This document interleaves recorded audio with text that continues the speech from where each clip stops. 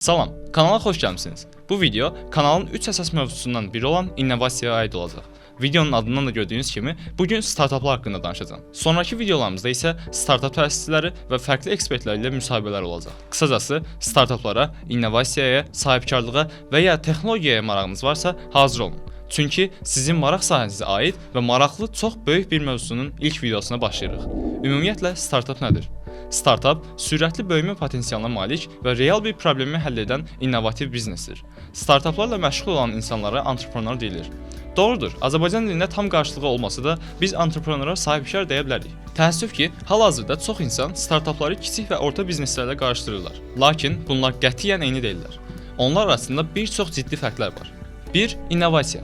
Hər ikisi qabaqcıl texnologiyadan istifadə edə bilsələr də, startaplar öz biznes modellərini yalnız innovasiyaya əsaslanır və rəqabət üstünlüyü üçün texnologiyaya müraciət edirlər. 2. Əhatə dairəsi. Startaplar adətən böyük düşünür, hətta qlobaldırlar.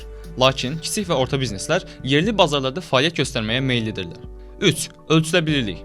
Startaplar xərcləri minimum səviyyədə saxlayaraq sürətlə böyüməyə və gəlirlərini artırmağa çalışırlar. Hansı ki, bu da uğurlu startap təsisinin etməli olduğu ən önəmli məqamlardan biridir. Lakin KOB-lar xətti bir yola sahib olan müəssisələrdir, buna görə də onların sağ qalma nisbəti daha yüksəkdir. 4. İşə başlamaq üçün lazım olan maliyyə. Startaplar onu yaratmaq və idarə etmək üçün çoxlu kapital tələb etmədiyindən onlar mənfəət marjasını artıra və daha tez inkişaf edə bilərlər. Hətta çoxlarının iş yerinə ehtiyacları da olmur, xüsusilə də erkən vaxtlarda. Və startaplar coworking mərkəzlərdə, universitet kampuslarında, qarajlarda və hətta kafelərdə yaranması ilə də məşhurdur demək olar. İnvestisiya. KOB-lar az və ya heç bir investisiya cəlb etməsə də, startaplarda investisiya cəlb etmək prioritet məsələdir. Startapların yeni yarandıqda çox vaxt işləmək üçün resursa ehtiyacları olur və bu zaman onların köməyinə ilkin mərhələdə investisiya edib, əvəzində startapın bir hissəsini alan mələk investorlar gəlir. Yəqin ki, artıq təxəyyülünüzdə startapın nə olduğu barəsində ilkin fikirlər yarandı. Hal-hazırda texnologiya sürətlə inkişaf edir və buna da səbəb olanlar elə hər gün dünyaya yenilik gətirən Google, Apple, Nvidia kimi nəhəng şirkətlər və inkişaf üçün qarşıda yaranan bir problemi həll edən startaplardır. Buna görə də startap sözünü tez-tez eşidə bilərik. Buna əsaslanaraq, amma onsuz bir dənə ideya yaradır, partladır, milyonlar qazanır. Mən də deyirəm, nə var ki, deməmək üçün startapın reallıqları ilə tanış olmaq lazımdır. Burada isə əsas məsələ bir əsl startap yaratmağın necə çətin, yorucu və çox uzun, hətta uzun illər çəkə biləcəyini anlamaqdır. Sizə belə bir statistika göstərim. Dünya üzərində 150 milyondan çox startap var. Yeni yaranan startapların 90% uğursuz olur və ilk ilində startapların 10%, ikinci ilində isə təxmini 70% iflas edir. Statistikadan da aydın olduğu kimi, elə çox startaplar uğursuz olur. Bəs bunun əsas səbəbləri nədir? Bunun əsas faktorları arasında məhsula, yəni startapa tələbatın olmaması, maliyyə problemləri və güclü rəqabət kimi amillər var. Məsələn, araşdırmalara görə startapların uğursuzluq səbəbləri arasında məhsula tələbatın olmaması 34%, yanlış marketinq strategiyalarının seçilməsi 22%, maliyyə və cash flow problemləri 16% təşkil edir. Bundan əlavə, startapların uğursuzluq nisbətləri sahələrə görə də dəyişir. Məsələn, e-ticarət startaplarının 80%, maliyyə texnologiyaları, fintech sahəsinə aid startapların isə 75% uğursuz olur. Bu səbəblərdən dolayı startap qurmaq istəyən innovatorlar mütləq bazar tələbatını yaxşı araşdırmaları, biznes planını düzgün etmələri və rəqibləri detallı analiz edərək rəqabəti necə dəf edəcəyini düşünməlidirlər. Bunları etsək belə uğursuzluq hallarının baş vermə faizi yüksəkdir. Amma hər bir uğurlu işin arxasında bir çox uğursuz ideyalar və onlardan gələn təcrübə dayanır. Əmin ola bilərsiniz ki, uğursuzluq səbəblərini anlamaq və onlardan dərs çıxarmaq gələcəkdə daha uğurlu startapların yaranmasına kömək edəcəkdir. Bəs faktlar bizə bir ideyanın uğurlu olma ehtimalının çox aşağı olduğunu deyirsə, niyə hər gün onlarla, yüzlərlə ideya yaranır? Bunun bir neçə səbəbi var. 1. Həvəs və maraq. İnsanlar öz maraqlarını həyata keçirmək üçün biznes qurmağa can atırlar. Sevdikləri sahədə işləmək və bu sahədə yeniliklər etmək arzusu onları yeni ideyalar yaratmağa təşviq edir. 2. Müstəqillik və azadlıq. Öz biznesini qurmaq istəyənlər tez-tez müstəqil işləmək və öz qərarlarını vermək arzusundadırlar. Bu azadlıq hissi onları risklərə baxmayaraq yeni ideyalar üzərində işləməyə sövq edir. 3. Maliyyə uğuru. Bəzi insanlar maliyyə baxımından müstəqil olmaq və gələcək nəsillər üçün sərvət yaratmaq məqsədilə biznesə başlayırlar. Uğurlu bir ideyanın böyük maliyyə gəlirləri gətirə biləcəyi düşüncəsi onları motivasiya edir. 4. Sosial təsir və cəmiyyətə töhfə.